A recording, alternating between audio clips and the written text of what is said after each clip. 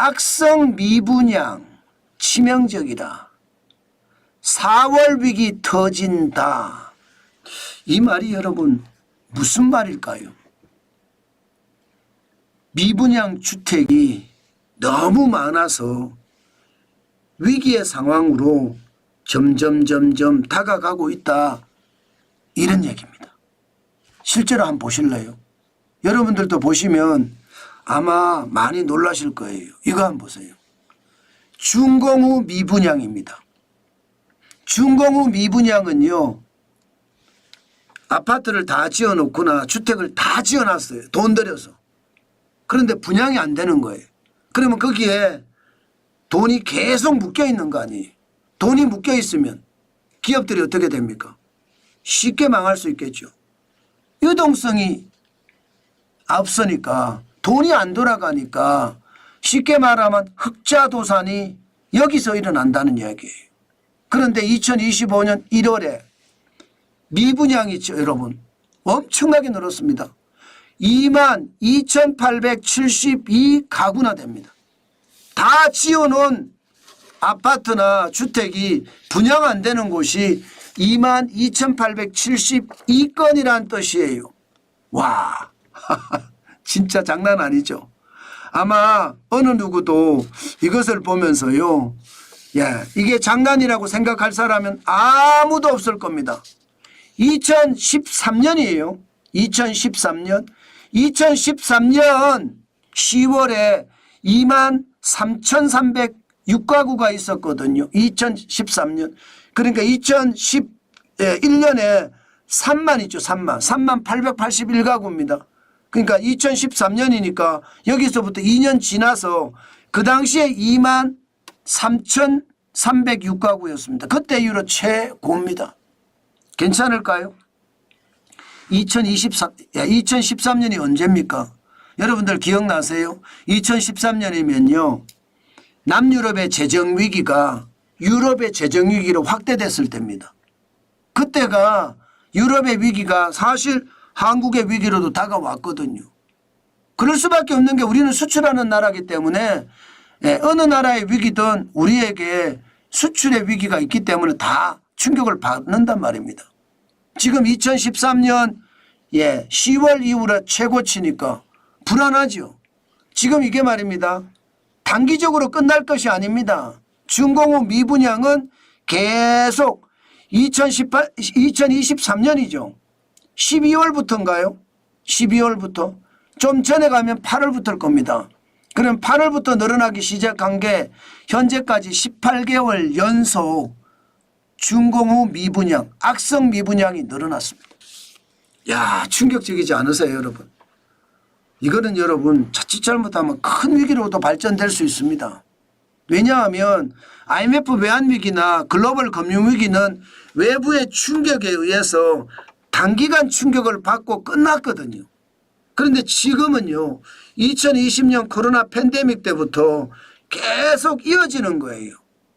그나마 2021년, 2022년 중반까지는 괜찮았습니다. 그러다가 2022년 중반 이후에 집값이 떨어지면서 미분양이 나기 시작했거든요. 이 미분양이 점점 커지고 있습니다. 점점 커지고 있습니다. 규모가. 게다가 시간이 2022년 중반 이후니까 8월 이후라고 봐야 되잖아요. 그러면 그때부터 제가 2022년 3분기부터 침체가 시작이 됐다. 그렇게 말씀을 드렸잖아요. 그 저성장 동안 미분양이 계속 늘어나요. 그런데 오랫동안 지속적으로 늘어나는 것, 이게 충격을 줍니다. 건설회사든 일반 회사든 자금은 돌아야 되거든요. 재고가 많으면 흑자도산한다는 이야기를 우리가 많이 듣잖아요. 지금 건설사들이 재고가 많은 거예요. 집을 다 지어놨는데 분양이 안 되니까. 재고가 많으면 쓸 돈이 없어서 직원들의 월급을 못 줘서 결국은 폐업할 수밖에 없는 게 현실이잖아요. 그 현실이 지금 가까이 다가와 있다는 뜻이에요. 그러니까 4월 위기설이 나오는 것도 그 이유거든요. 건설회사들이 줄줄이 무너지면 과연 우리 경제가 버텨낼 수 있을 것인가? 같이 무너지는 것은 아닌가? 그래서 4월 위기가 터진다는 이야기까지도 지금 나오고 있는 형국이 있거든요. 그만큼 지금 우리 경제는 심각하다 이렇게 얘기할 수 있습니다. 문제는 여기서 끝나는 것이 아닙니다. 뭐가 끝나는 것이 아니냐. 사실 미분양 주택이 2025년 1월에 12월에 7만 173가구였는데 1월에는요 7만 2624가구예요. 늘어난 게 3.5%고요. 2451가구가 늘어났습니다. 제가 이게 끝이 아니라는 이야기가 뭔가 하면요. 건설사들이 미분양을 제대로 밝히지 않을 겁니다. 제가 기자할 때도 보면요. 건설사들이 우리 미분양 이만큼 났어 하고 공개하는 거 있잖아요. 최소로 합니다. 절대로 있는 그대로 다 신고 안 합니다. 쉽게 말하면 과소계상을 하는 거예요. 과대계상을 하는 것이 아니고. 그러면 실질적으로는 미분양 주택이 72,674가구가 아니라 이거보다 더 많을 수도 있다는 이야기잖아요. 그래서 정부가 지금 미분양 주택을 사들인다 해도요. 이게 실제로 기업한테 조사를 해보면 더 많은 양이 나온다는 거예요. 더 많은 양이. 야, 이게 문제입니다.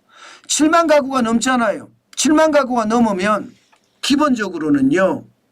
미분양의 위험 수위라고 합니다. 정부가 이야기하는 위험 수위는 6만 2천 가구고요. 민간에서 이야기하는 위험 수위는 5만 가구입니다. 7만 가구면 7만 2,624가구면 지금 미분양이 건설회사들의 자금난을 만들 수밖에 없고 결국 말입니다. 폐업으로 유도할 수밖에 없다. 이렇게 이야기하잖아요. 맞아요. 그게 현실이 되고 있습니다. 실제로도 말입니다. 지금 지방에서부터 무너지고 있거든요. 지방의 미분양은 전체의 72.8%가 있습니다. 7만 가구가 넘는 전체 미분양 중에 5만 2,876가구가 지방에 있고요. 수도권에도 19,748가구나 됩니다. 굉장하죠? 적지 않습니다. 문제는요. 지방은 많이 무너졌어요. 실제 건설회사들도 지방건설회사부터 먼저 무너졌고요. 그런데 이게 말입니다. 수도권으로 점점 확장되는 분위기예요. 지금 수도권 보세요. 2024년 1월에 1160가구였거든요. 지금 2025년 1월을 보십시오. 19,748가구입니다. 무려 1년 사이에 94.4%가 늘어난 거예요. 9,588가구가 늘어난 겁니다. 그러면 여러분 이제 지방의 기업들이 망하다가 수도권의 기업들이 망한다 이렇게도 되는 건가요? 수도권의 기업이라는 것은 서울이나 경기나 인천에 있는 기업들을 말하는데 이게 심각한 거죠. 게다가 말입니다. 종합건설사 폐업하는 것을 보면 지금 2025년 2월 27일까지 벌써 말입니다. 103개나 돼. 103개. 100개가 넘었잖아요. 2월 28일까지 하면 100개가 더 많을 겁니다. 2023년도 나쁘다 했는데 70개. 2024년은 79개.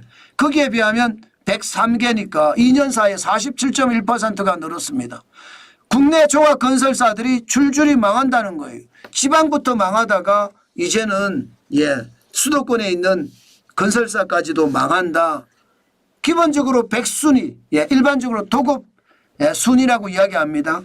100위까지가 안에는 잘 안 망한다 했는데 요즘은 100위 밖에 있던 기업들이 망하다가 점점 안으로 들어와서 도급 순위, 시공 능력이란 뜻입니다. 도급 순위가. 시공 능력 순위로 봤을 때 100위 안의 기업들도 지금 망해가는 게 현실입니다. 그래서 지금의 위기는 그 어느 때보다 큰 위기다.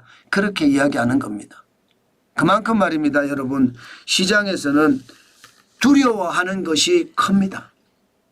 4월 비기설 4월 비기설 이 말이 나온다는 자체가 시장에서 이런 말이 꺼내진다는 자체가 그만큼 상황이 더 악화된다는 뜻이에요.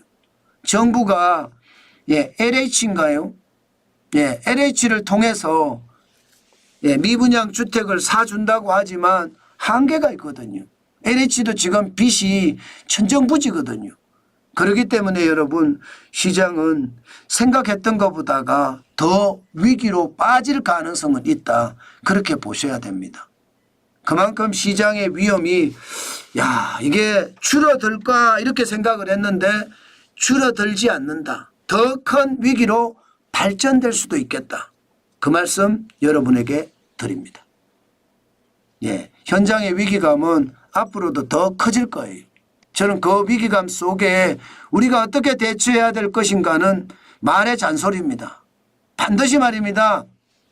생업에 열심히 종사하면서요. 기본적으로는 현금을 쌓아가는 것 잊지 말았으면 좋겠습니다. 그게 지금은 가장 중요합니다.